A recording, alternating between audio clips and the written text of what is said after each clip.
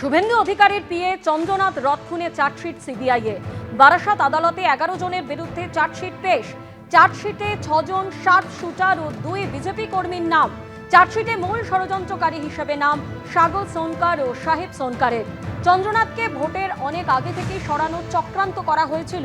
সাহেব ও সাগর চন্দ্রনাথের অন্যতম সহযোগী ছিল দাবি সিবিআইয়ে। মনু সিং, রাজ সিং, গোলু সিং, ময়ঙ্ক রাজ মিশ্র, ভিকি মৌর্য এবং নবীন কুমার সিং নামে 6 শার্প শুটারের নাম রয়েছে এই চার্জশিটে। ঘটনায় যুক্ত বিনয় রায়, সঞ্জয় রায় এবং বিকাশ মিশ্র নামে 3 মিডলম্যান। চার্জশিটে দাবি সিবিআইয়ে ঘটনায় জড়িত একাধিক ব্যক্তি এখনো পলাতক, দাবি সিবিআইয়ে। দেখুন, যাদের নাম পেয়েছে করেছে তদন্ত চলবে। কেউ দোষী হলে এই বিজেপিতে সব লোক একদম গঙ্গা জলে ধোয়া এরকম বলবো না। সমাজ থেকে লোকে আসে রাজনীতিতে, আর সবচেয়ে খারাপ লোকেরাই আগে আসে। সেই জন্য কেউ দোষী হলে সে কোন পার্টি করে সেটা সেকেন্ডারি, দেশের আইন ভেঙেছে কিনা সেটা যে প্রথম, তার সাজা হওয়া উচিত। ন্যাশনাল টেস্টিং এজেন্সির বিশেষজ্ঞদের একাংশই ফাঁস করেছিলেন নিট ইউজির প্রশ্নপত্র। কোনো প্রিন্টিং প্রেস থেকে নয়, প্রশ্ন ফাঁস নিয়ে দাবি সিবিআই এর চার্জশিটে। খবর সূত্রে গোপন অনুবাদ, ব্যাক ট্রান্সলেশন এবং প্রুফ রিডিং এর মাধ্যমে প্রশ্ন ফাঁস। নিজেদের অনুমোদিত অ্যাক্সেসের অপব্যবহার করে এনটিএর ওই বিশেষজ্ঞরা প্রশ্নপত্র বাইরে পাচার করেন, এমনই তথ্য উঠে আসছে সিবিআই এর তরফে। যে চার্জশিট পেশ করা হয়েছে নিট ইউজির প্রশ্নপত্র ফাঁস নিয়ে, তাতে এমনই চাঞ্চল্যকর তথ্য উঠে আসছে, যেখানে উঠে আসছে যে ন্যাশনাল টেস্টিং এজেন্সির বিশেষজ্ঞদের একাংশই ফাঁস করেছিলেন নিট ইউজির প্রশ্নপত্র। কোনো প্রিন্টিং প্রেস থেকে নয়, প্রশ্নপত্র ফাঁস নিয়ে দাবি সিবিআই এর চার্জশিটে। খবর সূত্রে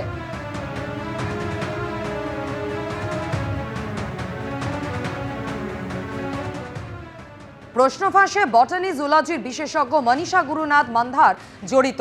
কেমিস্ট্রির প্রশ্নপত্র ফাঁস করেছেন এনটিএর বিশেষজ্ঞ পিভি কুলকার্নি। ফিজিক্সের বিশেষজ্ঞ মনীষা সঞ্জয় হওয়ালদার ফাঁস করেছেন প্রশ্নপত্রের তথ্য। আদালতে জমা দেওয়া চার্জশিটে এই তথ্য জানিয়েছে সিবিআই। খবর সূত্রের গত এপ্রিলে পিভি কুলকার্নি, মনীষা মান্ধার নিজেদের বাড়িতে স্পেশাল রিভিশন সেশন আয়োজন করেন, এমনটাই দাবি সিবিআই এর। কোনো ডিজিটাল প্রমাণ না রাখতে পরীক্ষার্থীদের হাতে লিখে নোট নিতেও বলা হয়।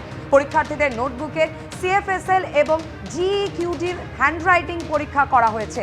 তার সঙ্গে মিলিয়ে দেখা হয়েছে 3রা মে নিট ইউজি পরীক্ষার প্রশ্নপত্র। সেগুলো হুবহু মিলে গেছে উল্লেখ চার্জশিটে, এমনটাই খবর সিবিআই সূত্রে।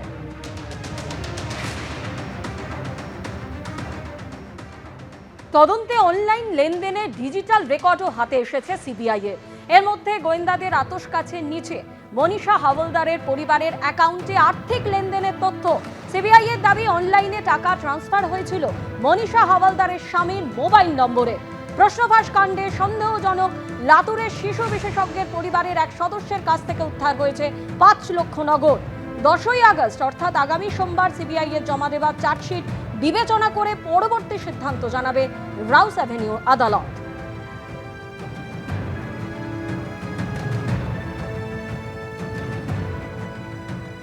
এবিপি আনন্দ, এগিয়ে থাকে, এগিয়ে রাখে।